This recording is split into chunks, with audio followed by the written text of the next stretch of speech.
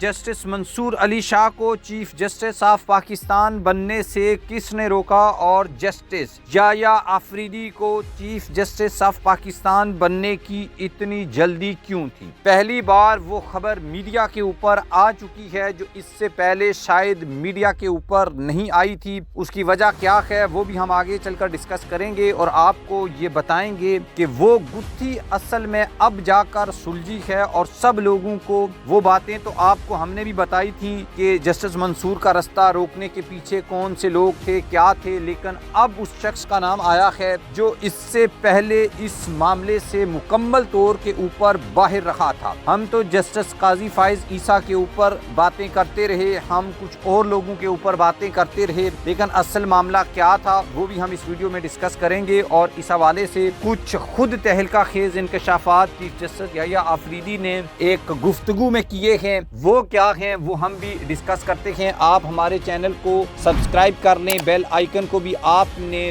لازمی پریس کرنا ہے۔ اس سے پہلے ہم نے یہ دیکھا کہ chief justice of Pakistan justice Yahya Afridi جو ہیں وہ اصل میں 26ویں آئینی ترمیم کے سب سے پہلے یا سب سے بڑے بینیفیشری ہیں۔ اگر ہم اس بات کو اسی طریقے سے مان لیں تو اس میں کچھ بھی غلط نہیں ہے، لیکن اب chief justice of Pakistan justice Yahya Afridi نے کچھ صحافیوں کے ساتھ ایک گفتگو کی ہے، وہ گفتگو میں آپ کو بتاتا ہوں، اس کے بعد ہم چلائیں گے اور جسٹس یحییٰ آفریدی صاحب کو کچھ سوالات کے جوابات بھی دیں گے جو یہاں پر وہ کوسچن مارک میں پوچھ رہے ہیں۔ اصل ایشو یہ ہے کہ جسٹس یحییٰ آفریدی صاحب یہ کہتے ہیں کہ میرے چیف جسٹس آف پاکستان بننے کا فیصلہ اتنی جلدی میں ہوا کہ میں خود حلف برداری کا جو نیا سوٹ ہے وہ بھی نہیں خرید سکا۔ چیف جسٹس یحییٰ آفریدی نے صحافیوں کے ساتھ ایک ملاقات کی ہے، اور اس ملاقات کے دوران سپریم کورٹ کا ہر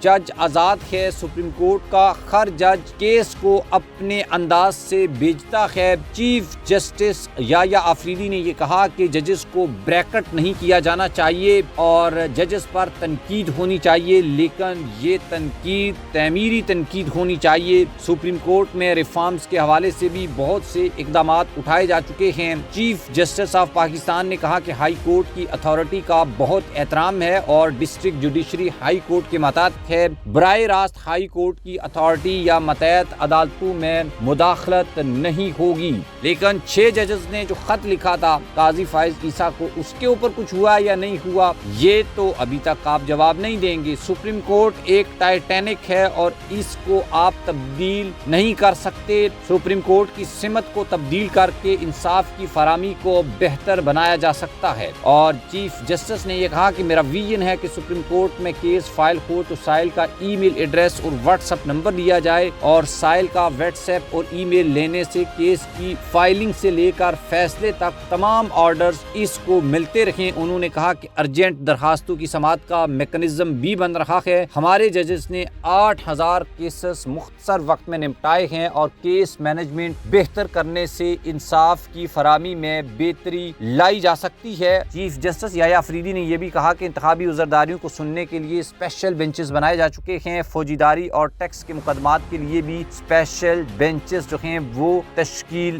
دیے جائیں گے۔ اس کے بعد چیف جسٹس یحییٰ آفریدی نے مسنگ پرسنز کو لے کر جو بات بولی ہے وہ بات بھی بڑی امپورٹنٹ ہے، لیکن مسئلہ یہ ہے کہ چیف جسٹس یحییٰ آفریدی جب سے آئے ہیں ان کے لیے سب سے مشکل چنوتی ان کے 26ویں آئینی ترمیم جس کے ذریعے وہ 2 سینئر ترین ججز کو سپر سیڈ بن کے چیف جسٹس آف پاکستان بنے ہیں، کیا وہ اس 26ویں آئینی ترمیم کو جس میں عدلیہ کی آزادی کو کمپرومائز کیا گیا ہے اس کے اوپر کب بولیں گے، اور کب جو ہیں وہ کیسز سنے جائیں گے، اور کیا اس 26ویں آئینی ترمیم کا بینیفیشری آئینی بینچ وہ کیس سنے گا؟ یہ سوال ابھی بھی وکلاء کے سامنے ہے، لوگوں کے سامنے ہے، اور پاکستان کے عوام اعلیٰ عدلیہ کی طرف اس آئینی ترمیم کو لے کر دیکھ رہے ہیں۔